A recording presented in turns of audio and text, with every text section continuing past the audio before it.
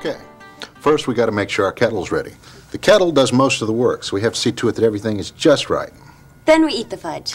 Well, there are a few steps in between, and you really can't eat it until the next day. Okay, I can wait. Now what do I check in the kettle? Well, if it's a brand new kettle, first you make sure everything's working properly. Then you give the kettle an initial cleaning.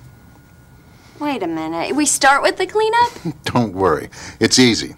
After uncrating the kettle, we wipe off all the surfaces using water only and rinse the agitator.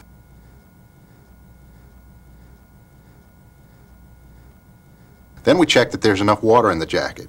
There's a sight glass, this vertical glass tube that we use to check. If you've got a TDB-8 kettle, the level should be halfway up or higher. In the TDB-7 kettle, you need the water to be a 1/4 inch to a 1/2 inch from the top of the tube. Well, this one looks fine, but what do I do if it's low? You only put in distilled water. The jacket of the kettle holds about 2 gallons, so you may be surprised at how much it takes. You remove this large brass nut in the elbow. That'll take a wrench. Pour in the distilled water. You may rarely, if ever, need to do it, but it's something you should get in the habit of checking regularly.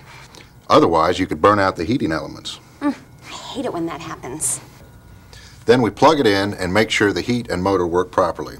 On the TDB-8, we turn the heat to high. On the TDB-7 kettle, we turn it to 5.5. We'll let the heat stay on for about 10 minutes and quickly touch the side of the kettle to make sure we feel it heating up.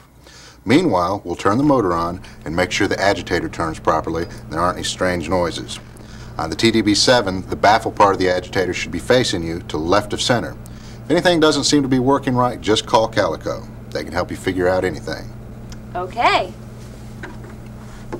After you've determined that the heat and motor are working, leave the heat at the same setting, turn the motor on, and pour water up to about 2 inches from the top of the bowl.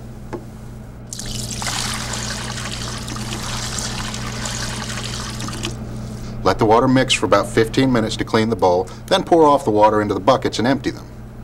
Well, what if the kettle's not new, but I'm a new fudge maker and need to know how to begin? Well, then you lucked out on missing uncrating it and the initial thorough cleaning.